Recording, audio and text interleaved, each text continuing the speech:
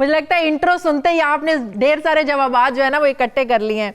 आजकल तो एक ही सवाल गर्दिश कर रहा है चॉइस साहब, वो ये कि पंजाब का निज़ाम हुक्मरानी आखिर चल कैसे रहा है। इत्तेहादियों के अपने मसाइल हैं, अपने लोग नाराज हो रहे हैं, ग्रुप्स बन रहे हैं, चीफ सेक्रेटरी को ज्यादा इख्तियारात दे दिए गए हैं, आईजी को बाइख्तियार बनाया जा रहा है। पीटीआई के अपने लोग ये कहते हैं कि भाई सारा सिस्टम तो चल ही इस्लामाबाद से रहा है, बुज़दार साहब खुद परेशान हो गए हैं, कभी मेरा रोल तो सिफर हो गया है, पता नहीं ये पंजाब कैसे चल रहा है। जिससे तासुर ये पैदा हो गया है कि एक कमजोर वज़ीर आला रखने का मकसद क्या है, फिर एक सिंबॉलिकली एक वज़ीर आला रखा हुआ है बस।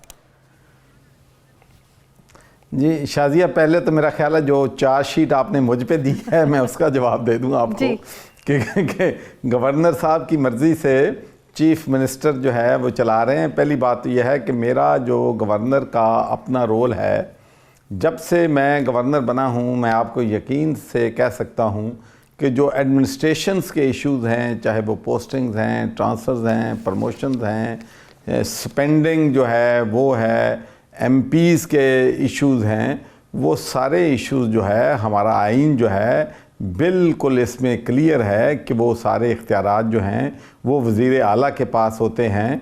तो इस सूबे को ना परवेज़ इलाही साहब चला रहे हैं, ना गवर्नर चला रहा है, ना जहांगीर खान तरीन चला रहा है। इस सूबे को under the guidance of prime minister chief minister Usman Khan Buzdar जो है वो चला रहे ना करें। और दूसरी बात मैं आपसे कहना चाहता हूं, परेशान हैं जो आप लोगों के नाराज लोग हैं, वो नाराज इस बात पर हैं भाई चीफ सेक्रेटरी ऑफिस जो है वो सीएम हाउस की नहीं सुनता, सीएम हाउस हमारी नहीं सुनता। आप कैसे कह सकते हैं? बुज़दार साहब तो खुद परेशान है, भाई मेरा तो कोई रोल ही नहीं है, सारे इख्तियार ही आपने चीफ सेक्रेटरी को दे दिए। देखें, मैं समझता हूं कि अगर चीफ मिनिस्टर साहब को कोई इशू है तो यकीनी तौर पर प्राइम मिनिस्टर साहब उनकी बात जो है वो सुनते हैं, उनको जो है वो उनसे बात कर सकते हैं। और ये अगर देखिए, मैं आपको एक बात तो ये कहना चाहता हूँ, देखिए एक पॉलिटिशियंस का रोल है, हाँ। एक ब्यूरोक्रेसी का रोल है, एक आपके मीडिया जो है वो रोल है। जब मीडिया जो है हम पे क्रिटिसाइज करता है तो हम ये समझते हैं कि अब पूरी दुनिया में मीडिया जो है अपोजिशन का रोल जो है वो अदा करता है। तो इसलिए हम आपकी बातें जो हैं उन पे ना नाराज़गी का इज़हार करते हैं, बल्कि हम समझते हैं कि जो कंस्ट्रक्टिव क्रिटिसिज्म है वो जमहूरियत के लिए और लोगों को अपनी इस्लाह करने के लिए बेहतर होता है। लेकिन एक बात मैं ज़रूर कहना चाहता हूँ कि जब मीडिया के दोस्त जो हैं हमारी हुकूमत से मुझे नाराज़ लगते हैं, इसलिए हर नॉन इशू जो है उसको बहुत बड़ा इशू जो है वो बन जाता है। मिसाल के तौर पर हम सब लोग जो हैं न सिर्फ पाकिस्तान की सियासत में, दुनिया की सियासत में जो वज़ीर हैं या जो मशीर हैं या जो MNAs हैं, MPs हैं, उनके आपस में आर्गूमेंट भी होते हैं, वो एक दूसरे के ख़िलाफ़ तंज भी कभी बात कर देते हैं, कभी वो जोक से भी कर सकते हैं, तो उस वक़्त इशू नहीं होता। अब तो हमें 10 दफ़ा पहले सोचना पड़ता है कि इंटरव्यू के लिए शाजिया के पास या किसी और एंकर के पास जा रहे हैं तो बहुत मुहतात लफ्ज़ जो हैं इख्तियार करने पड़ते हैं, ताकि आउट ऑफ कॉन्टेक्स्ट आधे घंटे के इंटरव्यू में से एक लाइन निकाल ली जाती है। जैसे हमारे प्रेसिडेंट अलवी साहब की तुम आप सादगी देखें कि उनसे सवाल किया और उन्होंने इनोसेंटली, और मैं समझता हूँ ये क्रेडिबिलिटी की बात है कि भाई मुझे इस इशू का नहीं पता, मुझे पता होना चाहिए, तो इस पे अप्रिशिएट करने की बजाय मीडिया ने इस इशू को इतना बड़ा इशू जो है बना दिया। अब आटे की बात आटे की बात भी करते हैं। आपने 2 दिन पहले एक इंटरव्यू में कहा कि ब्यूरोक्रेसी ताबुन नहीं करती है, गवर्नर हाउस से भी फ़ोन जाए तब उन्होंने काम नहीं करना होता, उनका अफसर कोई काम कह दे तो उनके लिए वही काम जायज़ हो जाता है, वज़ीर कोई काम कह दे तो वो काम नहीं होता। तो इसका मतलब ये है कि सियासतदान बेबस होकर रह गए हैं। जो आपकी बातों से साफ एक मैसेज लगा कि आपका तो जो सूबा चलाई ब्यूरोक्रेसी रही है, जब आपने इतने ज़्यादा इख्तियारात चीफ सेक्रेटरी को दे दिए तो फिर एक वज़ीर की वो क्यों सुनेगा? ये तो वज़ीर आज़म साहब को पता होना चाहिए कि आप अपने वज़रा की इज्जत तो खुद ही कम कर रहे हैं। शाजिया, पहले तो मैं ये बात कराना चाहता हूँ कि जो हमारे वज़ीर हैं, हमारे मशीर हैं, हमारे MNA हैं, हमारे MP हैं, वो हमारे लिए बहुत ही काबिल एहतराम हैं। और मैं सूबे का चाहे मेरा आईनी रोल है, मेरे पास चीफ एग्जीक्यूटिव के इख्तियार नहीं हैं, लेकिन एक तो पूरी दुनिया को मालूम है कि गवर्नर हाउस के दरवाजे जो हैं वो पाकिस्तान तहरीक इंसाफ के वर्कर्स के लिए, वो आम लोगों के लिए, वो इलेक्टेड रिप्रेजेंटेटिव के लिए खुले हैं। तो जब वो मेरे पास आते हैं और जब मैं उनकी बेबसी देखता हूँ, उनकी रिजर्वेशंस देखता हूँ और उनकी मायूसी देखता हूँ, तो यकीनी तौर पर मुझे उससे तकलीफ़ होती है और मैंने जो बात वो मुझसे करते हैं वो मैंने एयर भी की है। देखें, एक सियासतदानों का काम है, एक ब्यूरोक्रेसी का काम है, तो दोनों ने एक दूसरे को कम्प्लीमेंट्री जो है वो होना है। मैंने अगर आपने मेरा जो पूरा इंटरव्यू देखा है तो मैंने सिर्फ उनमें एक ही बात कही है कि पॉलिटिशियन 1 लाख वोट 50,000 वोट लेके आते हैं, दिन रात बेचारे मेहनत करते हैं, लोग उनके पास काम के लिए आते हैं, तो अगर उनका जायज़ काम जो है वो अगर कर दे ब्यूरोक्रेसी और उनको रिस्पेक्ट दे दे, इज्जत दे दे, तो इससे एक तो ब्यूरोक्रेसी और दफ्तर से कोई फोन जाता है किसी काम के लिए, ज़ाहिर है किसी गलत काम के लिए तो फोन नहीं जाता होगा ना, किसी जायज काम के लिए फोन ही जाता होगा ना। तो अगर ब्यूरोक्रेसी अगर नहीं सुनती है तो इसकी क्या वजह है? फिर एक पॉलिटिशियंस में और ब्यूरोक्रेसी में जो एक खला है, ये अदम एतमाद कह दें, मिसट्रस्ट कह दें, ये कैसे खत्म होगा? इसकी वजह क्या है फिर? जी शादिया, मैं इसकी वजह भी बताता हूँ। एक पहली बात तो यह है कि चाहे वो सियासतदान हैं, चाहे वो ब्यूरोक्रेसी के लोग हैं, चाहे मीडिया के लोग हैं, हर इंस्टीट्यूशन में अच्छे और बुरे लोग जो हैं मौजूद हैं। हर सेक्शन में मेरिट करने वाले लोग मौजूद हैं, मेरिट की धज्जियाँ उड़ाने वाले लोग मौजूद हैं। तो एक तो पहले एक बात माननी पड़ेगी कि पॉलिटिशियंस भी बहुत अच्छे भी पॉलिटिशियंस हैं, उनमें हम में से सब में कुछ खराबियाँ भी होगी।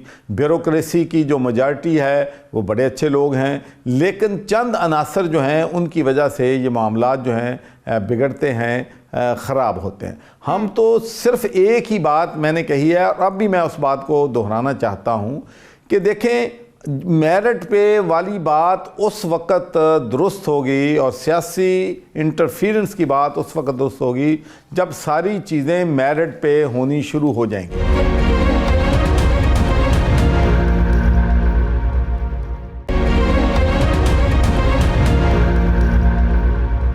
काफ लीग के ज़रा मामलात पे आ जाएं चौधरी साहब। काफ लीग के साथ जो भी मामलात तय पाए हैं, सॉर्ट ऑफ जो एग्रीमेंट हुआ है कि काफ लीग जिन तहसीलों अजला से जीती हुई है, लाइक चकवाल है, गुजरात है, भावलपुर है, डस्का है, अब जो एग्रीमेंट हुआ है उसके मुताबिक उन जगहों पर वो अफसर लगेंगे जो काफ लीग की मुशावरत से होंगे या जो काफ लीग चाहेगी, जो उनकी कॉन्स्टिट्यूएंसीज हैं। अगर काफ लीग के कहने पर अफसर लगने हैं, इसी बात पर उनकी नाराजगियां थी कि इंतजामी मामलात में जो है ना वो हमारी मुशावरत होनी चाहिए या अफसर हमारी मर्जी से लगना चाहिए, तो पीटीआई का फिर जो एक बयानिया था मेरिट का कि ट्रांसफर पोस्टिंग होगी, मेरिट पर होगी, अफसर कहीं लगेगा मेरिट पर लगेगा, अगर आपने इत्तेहादियों के हाथों ब्लैकमेल होकर उन्हीं के हाथों में मामला देने हैं तो फिर तो आपका बयानिया सिफर हो जाता है चौधरी साहब। लेकिन मुझे तो इस जो है अरेंजमेंट का आपसे पता चल रहा है, मेरे इल्म नहीं है। मेरे ख्याल में प्राइम मिनिस्टर की ये बिल्कुल क्लियर विजन है कि हम अदारे जो हैं उनको बाख्तियार करना चाहते हैं, अदारों से इन्फ्लुएंस जो है सियासी उनको ख़त्म करना चाहते हैं। इसीलिए मैं बार बार ये ब्यूरोक्रेसी से कहता हूँ कि ये 2 वे ट्रैफिक है। हम तो इस बात पे एग्री कर गए कि भाई ठीक है, हमारे लोग जो हैं, हमने तो अपने जो इलेक्टेड रिप्रेजेंटेटिव हैं उनको कन्विंस कर लिया इस बात के कि भाई हमने कभी नहीं कहना जाके कि फ़लाँ डीपीओ लगा दो, फ़लाँ को डीसी लगा दो, फ़लाँ को निकाल दो। आपने सिर्फ कहना है कि ये हमारा काम है, जायज़ काम है, होना चाहिए। तो इसमें अगर ब्यूरोक्रेसी तावन नहीं करेगी तो फिर पॉलिटिकल इन्फ्लुएंस जो है फिर वापस आएगा और जो हमारा ख्वाब है, हमारी पार्टी का ख्वाब है, हमारे वजीर आजम का ख्वाब है कि अदारों को ट्रांसपेरेंट बनाना है, शायद इत्तेहादियों को पूरा ना हो करने के लिए डिफिकल्टीज होंगी। वो इत्तेहादियों के होते हुए डिफिकल्टीज आप लोगों को होंगी ये। अच्छा, एक और बात बताएं चौधरी साहब, नून लीग के दौर में जब आप गवर्नर थे ऐसे ही कुछ मसाइल थे ब्यूरोक्रेसी के साथ भी, तो आपने उन मसाइल से तंग आकर रिज़ाइन कर दिया था, इस्तीफ़ा कर दिया था, दे दिया था। तो अभी भी मसाइल उसी तरीके से हैं, जैसे आप कहते हैं कि गवर्नर हाउस से भी फ़ोन जाए तो कुछ सुनता नहीं है, तो इन मसाइल से तंग आकर कहीं दोबारा तो नहीं आप मजबूर हो जाएंगे कि मैं काम नहीं कर सकता, ये पकड़े इस्तीफ़ा? एक तो मेरी अर्ज़ ये है कि लोगों के पास मेरे पास आते हैं। मैंने तो सिर्फ एक एग्जाम्पल दी थी, एक दो तीन दफ़ा ये पॉसिबल है, मुमकिन हुआ होगा। और अगर आइंदा हुआ तो मैं आपको ये भी यकीन दिलाता हूँ कि हमने अपने ऑफिसर्स को सिर्फ एक ही बात मैंने अपने प्रिंसिपल सेक्रेटरी को कही है कि जब हम उनसे कहें कि भाई गवर्नर के पास लोग बेचारे, मेरे पास ताकतवर लोगों ने तो आना नहीं है, मेरे पास कब्जा माफिया ने नहीं आना है, मेरे पास तो जिन लोगों के बेचारों के साथ ज्यादती हुई है, जिनके लोग कत्ल हुए हैं, जिनके डाका पड़ा है, जिनकी चोरी हुई है, जो कमज़ोर आदमी है, जिसको बेचारे का बस नहीं चलता है, वो मेरे पास अगर बड़ी मुश्किल से पहुंच सकता है तो मैं समझता हूँ अगर मैं उसको फिर इंसाफ ना दिला सकूं और उसको फिर वो पैसे दे के उसका काम होना है तो फिर वाकई मेरे गवर्नर बैठने से बिल्कुल बेसूद है, बेफायदा है। ठीक है चौधरी साहब, ये फॉरवर्ड ब्लॉक जो पीटीआई के अंदर एक बन रहा है, नून लीग तो इस पर बड़ी खुश है, वो तो बड़ी खुशियां मना रहे हैं, उनका तो फोकस ही अब पंजाब हो गया है कि हो सकता है उन्हें पंजाब पे हुक्मरानी करने का मौका मिल जाए। वो तो बड़े साइड पे होके नून लीग तमाशा देख रही है कि पीटीआई कर क्या रही है। तो खतरा है इस फॉरवर्ड ब्लॉक से? देखिए मैं अर्ज करूँ, कोई फॉरवर्ड ब्लॉक जो है वो पाकिस्तान तहरीक इंसाफ के हुकूमत घराने के लिए नहीं है। वो जो फॉरवर्ड ब्लॉक है उनके अपने तहफ़्फ़ुज़ात हैं, ब्यूरोक्रेसी के हवाले से उनके तहफ़्फ़ुज़ात हैं, अपने डेवलपमेंट जो है उनके इलाकों में उनके हवाले से। देखें जब पॉलिटिशियन सियासतदान इलेक्शन लड़ता है, लोगों के पास वोट जाने के लिए जाता है तो लोगों की बड़ी एक्सपेक्टेशंस होती हैं, लोगों की तवक्कात होती हैं, वो अपने गलियां बनानी हैं, उन्होंने सड़कें बनानी हैं, नालियां बनानी हैं। हालांकि ये काम तो लोकल गवर्नमेंट का है, समझ में नहीं आता ना। लोकल गवर्नमेंट वज़ीर आला पंजाब डीजी खान में अरबों रुपए के फंड्स लगा सकते हैं तो इनको कह रहे हैं इनके फंड्स रिलीज क्यों नहीं हो रहे? उन पे जी वही मैं अर्ज कर रहा हूँ, तो उन पे प्रेशर है।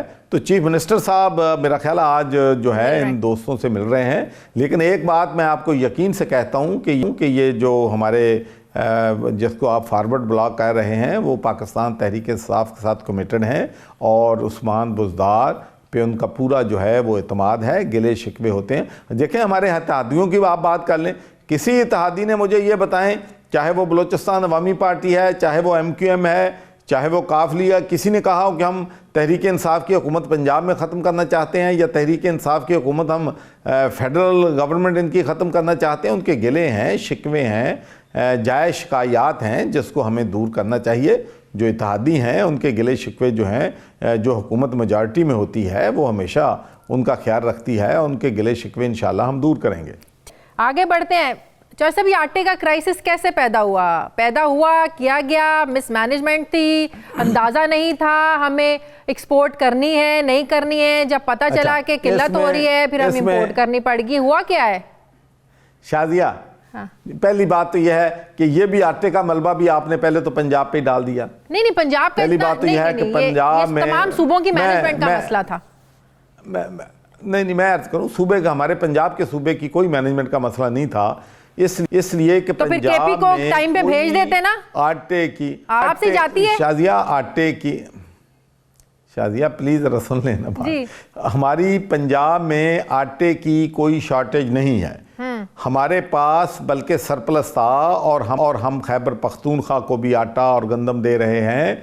हम सिंध हुकूमत को भी 3 लाख टन